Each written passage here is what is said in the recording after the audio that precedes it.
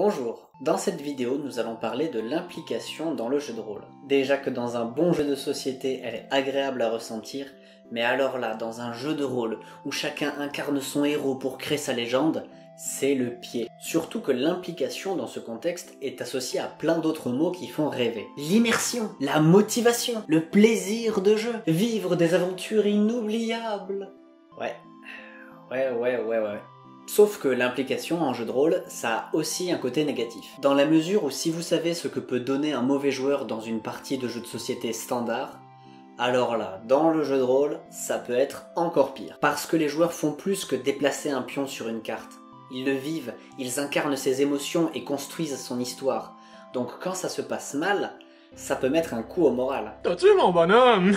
Aussi, en fonction du jeu auquel vous jouez et de vos objectifs, la préparation de l'aventure et des personnages peut prendre du temps, parfois même des heures, parce qu'il faut étudier le système de jeu, comprendre l'univers, parcourir des centaines de pages, etc.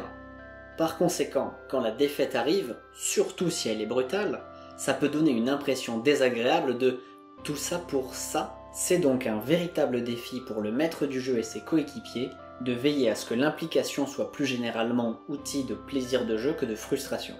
Et si jamais cette dernière doit arriver, il faut apprendre à la contrôler. Mais en plus de cela, l'implication c'est quelque chose de mouvant et ça s'entretient. Donc au fur et à mesure que la partie avance, il faut réussir à tenir les joueurs en haleine. Voici donc 4 approches dont vous pouvez vous inspirer pour faire de l'implication une alliée solide. Vous pouvez les cumuler, alterner entre chacune d'entre elles ou ne garder que celle qui vous arrange, c'est comme vous voulez. La première, la plus basique, consiste à échanger avec votre équipe avant le lancement de la partie. Indiquez bien le ton de l'aventure et les conséquences que cela implique. C'est l'occasion de tout mettre au clair et de répondre à quelques questions s'il y en a encore. Par exemple, nous allons jouer à faire une enquête, et donc cela demande à chacun d'être proactif et d'être attentif à tout ce que le narrateur va dire, puisqu'il va falloir collecter des informations. De cette façon, chacun prend conscience du but du jeu et de la raison pour laquelle il est là. Et puis si tout le monde est présent pour le même objectif, c'est quand même plus facile de s'impliquer. Ensuite, à la fin de chaque séance, vous faites un bilan en commun pour vérifier que tout roule, et vous appliquez des modifications si nécessaire. Maintenant que la machine est lancée, il va falloir l'entretenir. Et vous savez quel outil très pratique existe pour donner envie de suivre des histoires? Les enjeux! On ne le dira jamais assez. Vous pouvez résumer la définition d'un enjeu en 2 questions fondamentales.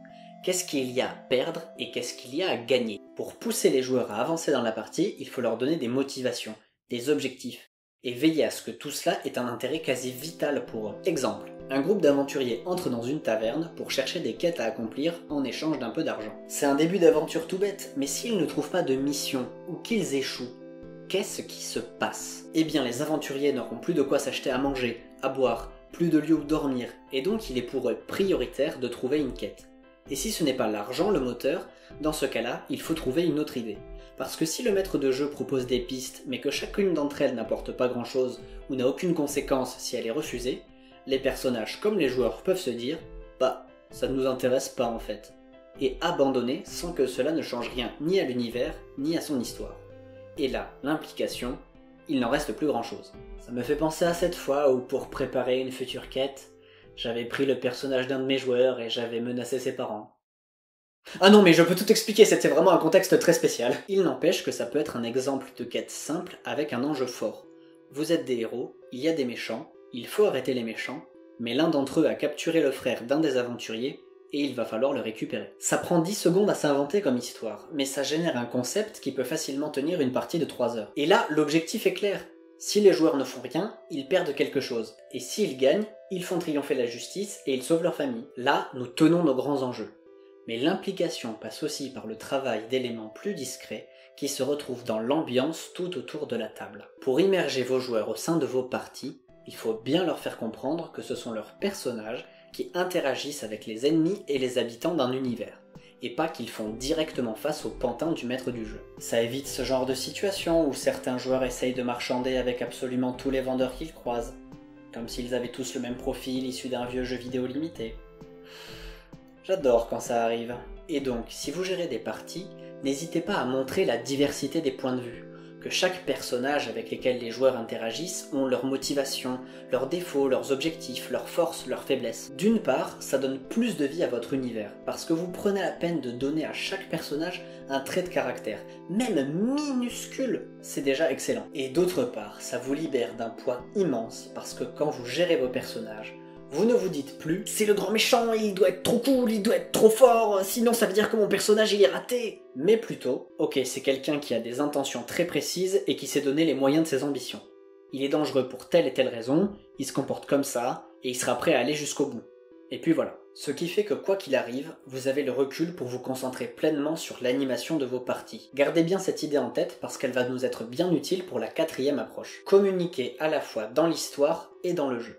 C'est-à-dire à travers vos personnages, à travers la narration, mais également en vous adressant directement à vos joueurs en tant que maître du jeu. Si j'ai utilisé un exemple de grand méchant plus tôt dans la vidéo, c'est parce que j'ai justement rencontré ce cas-là en partie. J'avais prévu à la fin d'un niveau un groupe d'ennemis spéciaux dont l'un d'entre eux était particulièrement fort. Sauf que mon équipe de joueurs s'est tellement bien coordonnée que mon ennemi spécial s'est fait neutraliser avant même d'avoir pu faire quoi que ce soit. Ouais, pas de chance. Alors qu'est-ce que j'ai fait ? J'ai boudé et je suis passé rapidement à l'événement suivant en leur disant « Wouhou, c'était trop facile !» Non, j'ai pris le parti de mes joueurs et je me suis amusé avec eux. Je leur décrivais les efforts de leur ennemi pour tenir bon face aux coups et tenter de les pourfendre malgré tout. Et lorsque je devais sortir des règles ou des chiffres, j'y allais de mon petit commentaire pour dire « Oh, si ça passe, ça va faire mal !» histoire qu'on rigole encore plus fort si jamais l'attaque ne touchait pas. Et donc oui, cet affrontement final, sur le plan technique, il a été facile. Mais comme les joueurs se sentaient récompensés dans leurs bonnes idées, qu'ils comprenaient qu'ils étaient face à une menace aussi bien dans la narration que dans le jeu, et qu'il fallait qu'ils profitent de leur chance, le combat s'est déroulé de manière intense et tout le monde a soufflé un bon coup lorsqu'il s'est terminé. Voilà pour ces 4 approches.